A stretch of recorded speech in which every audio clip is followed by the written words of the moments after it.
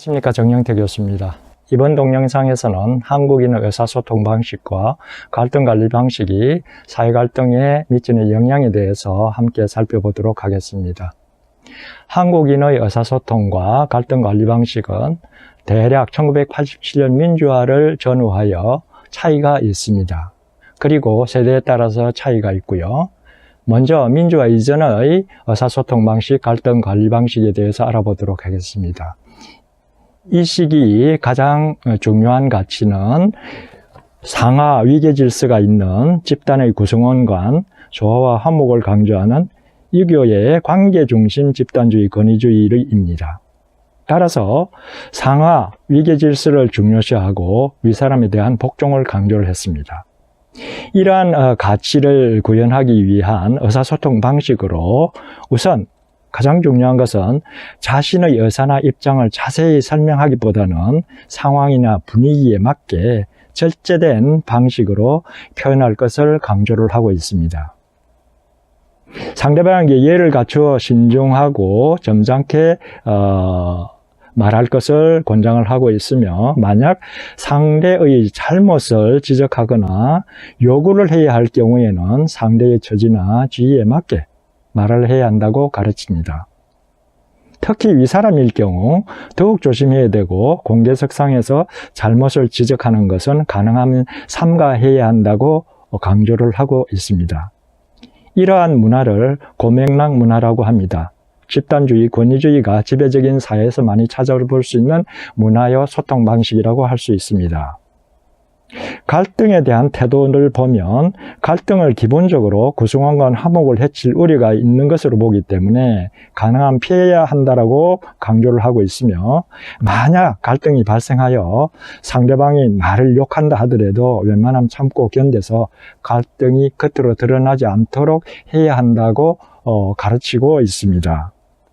이러한 어떤 의사소통 방식, 갈등 관리 방식은 내가 속해 있는 집단, 특히 내 집단, 예를 들어서 가족이라든지 학교 친구 집단이라든지 같은 회사원이라든지 이런 내 집단 구성원에게 적용되는 것이지, 나하고 경쟁관계, 적대관계에 있는 외집단의 구성원에게는 적용이 되지 않습니다. 오히려 이들을 차별하고 배제를 하는 것이 허용이 됩니다.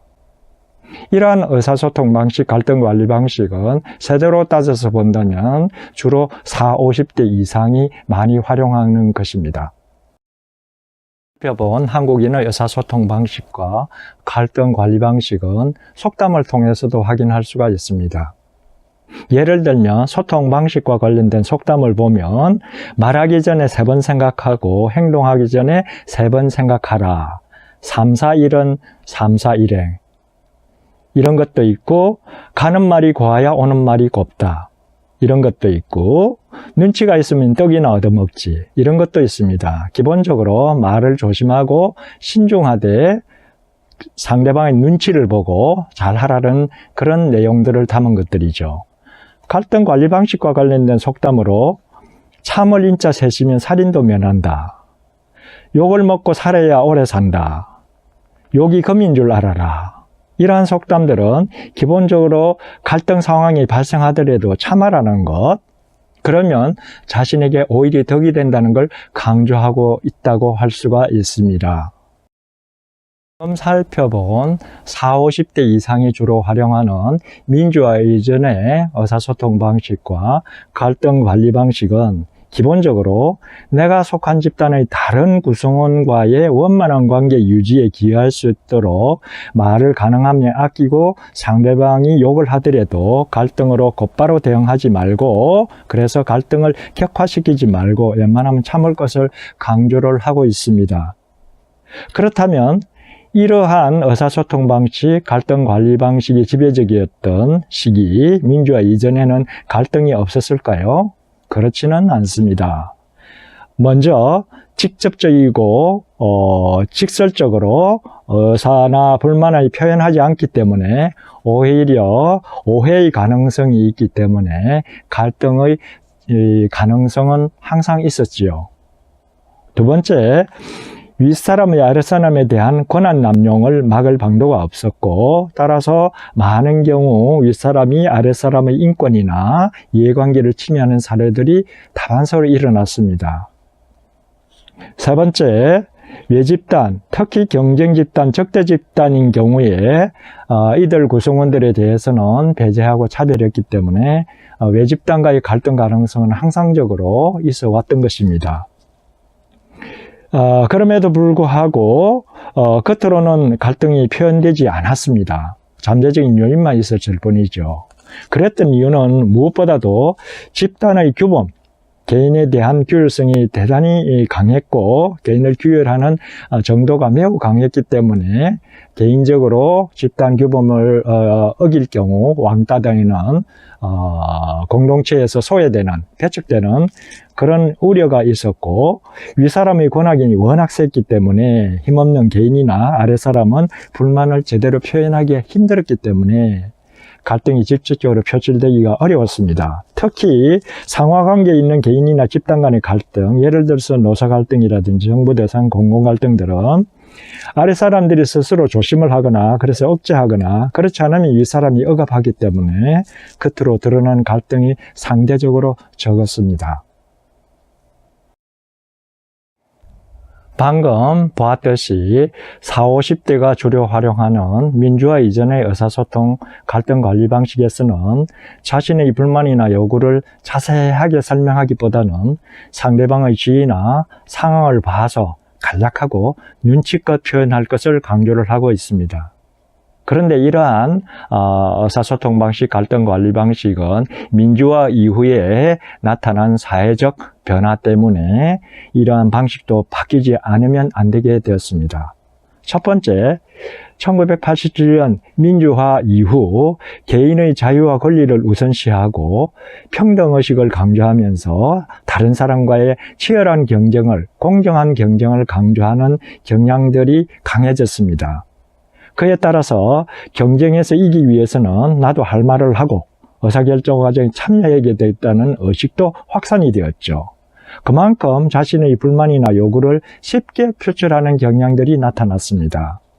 둘째, 도시화가 진전되고 디지털화가 확산됨에 따라서 개인의 익명성이 보장되고 사이버 공간의 커뮤니티 가입과 탈퇴가 용이해지고 1인 방송, 블로그 등 개인화된 소통 수단이 확산됨에 따라서 상대의 입장을 이해하려고도 하지도 않고 충분하고 객관적인 증거 없이 일단 폭로하고 보자 라는 식의 독선적인 소통 방식이 확산되었습니다. 그 결과 근거 없는 비방이나 혐오 표현이 횡행하게 되었습니다. 그만큼 사회 갈등의 가능성은 커지고 확산이 되었습니다.